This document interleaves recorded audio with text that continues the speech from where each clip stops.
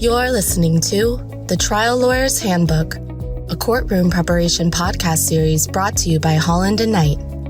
This series is hosted by litigation attorney Dan Small and is based on a long-standing article series he co-authored with United States District Court Judge Dennis Saylor for Massachusetts Lawyers Weekly. Listeners of this series will gain a fresh perspective on how attorneys can address various trial preparation issues and set themselves up for success in and out of the courtroom. One of the greatest challenges of being a trial lawyer is digesting a large amount of factual detail and condensing it so that you can tell the story effectively. One important tool that can assist in the case is a case chronology. A good chronology can keep facts organized, keep the focus on the importance of sequence, and be an ongoing reminder of key events and dates. Chronologies can also help you see what's not there. Why are there gaps in the sequence? What do they mean? Is there a hole that you need to fill, or to explain, or to try to exploit? I create a chronology in nearly all of my cases. I believe that developing a good chronology is an ongoing, iterative process.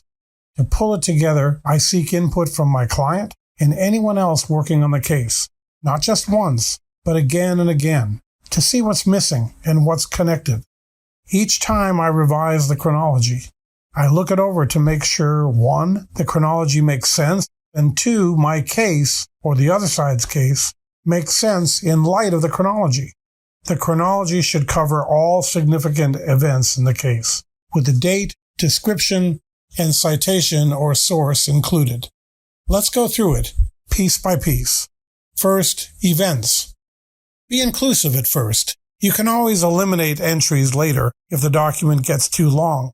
In complex cases, you may want to do separate, shorter chronologies organized by key events, key players, or key themes. Second, dates. The level of precision depends on the circumstances. Sometimes just the month or even the year is enough. But in other cases, you may want to include times down to the minute. Number 3, description.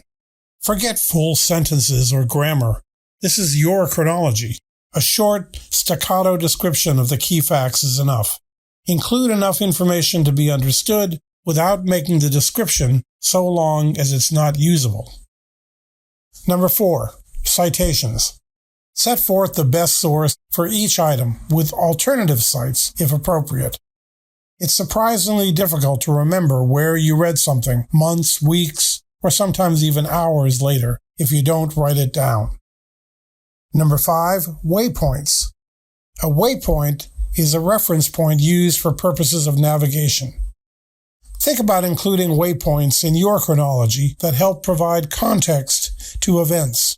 Waypoints can be personal events, unrelated to the case that are memorable to the parties, or they might be broader events or developments, such as the terrorist attacks of September 11. I like to keep a chrono update file so that anyone reviewing documents, transcripts, or other materials can make notes of new events or citations and put them in the file for later updating. I also use the chronology when preparing witnesses and make sure to note anything that's missing or that raises an issue. Finally, don't forget to make one for the trial. In one criminal trial, the main complaint of the jurors afterward was that neither side provided them with a chronological timeline.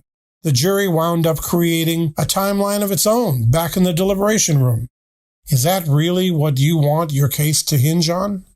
I don't think so. In sum, narratives are best presented and best remembered by lawyers and witnesses when the story is laid out in chronological order. Preparing a chronology will help you to organize and ultimately present your case most effectively. Thank you for listening to The Trial Lawyer's Handbook, a courtroom preparation podcast series brought to you by Holland & Knight. For more information on courtroom preparation, please email dan.small@hklaw.com or visit hklaw.com/Daniel-Small.